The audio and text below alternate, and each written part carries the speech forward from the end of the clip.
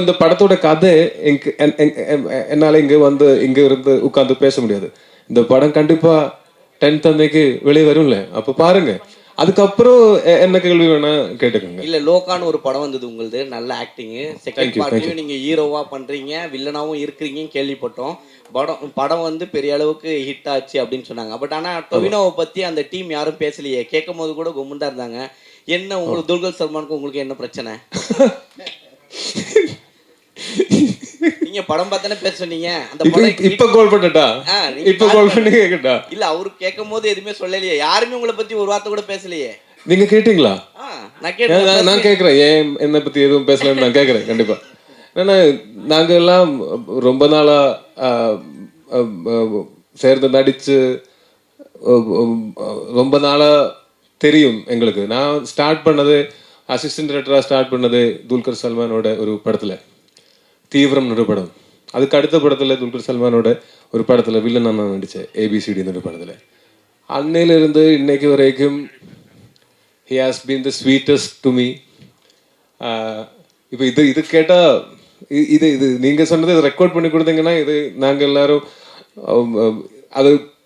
அது will listen to it and laugh out loud. என்னன்னா அந்த படத்தில் இருக்கிற அந்த படத்தோட டைரக்டர் அருண் டொமினிக்கோட ஃபர்ஸ்ட் படம் என் கூட தான், தரங்கன் ஒரு படம். கல்யாணி கூட நான் தல்லுமாலான்னு ஒரு படம் பண்ணியிருக்கேன். Naslen is like a brother to me. Dulquer Salmaan, he has been the sweetest.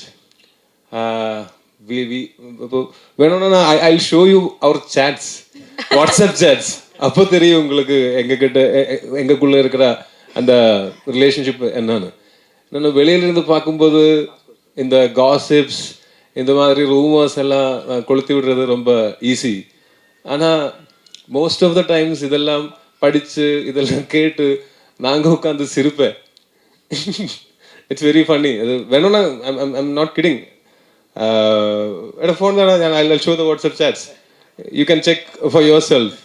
அந்த படத்தில் எல்லாரும் என்னோட வெரி க்ளோஸ் ஃப்ரெண்ட்ஸ். அண்ட் அந்த படத்தோட ஸ்கிரிப்டிங் போயிட்டு இருக்கு. இப்போ அந்த படம் வரும்போது நாங்கள் எல்லாம் சேர்ந்து வர்றேன். நாங்கள் எல்லாம் சேர்ந்து வந்து இங்கே உட்காரும்போது அங்கே கேளுங்க என்னை பற்றி, அப்போ சொல்லாங்க. இந்த படத்தோட இந்த ரிலீஸுக்கு அப்புறம் துல்கர் தான் என்னை கால் பண்ணி இந்த படத்தோட ப்ரமோஷன் துபாயில் இருக்கு, நீயும் வந்தால் நல்லா இருக்குன்னு எனக்கு டிக்கெட் போட்டு என்னை கூட்டிகிட்டு போய் அங்கே 2-3 days நாங்கள் அங்கே என்ஜாய் பண்ணி ப்ரமோஷன்ஸ் எல்லாம் பண்ணி திருப்பி வந்தோம். இப்போ இந்த மாதிரி ரூமர்ஸ் எல்லாம் யாருப்பா கிளப்பிடுறது? என்ன சந்தோஷம் கிடைக்குது இதில்? टोविनो जी,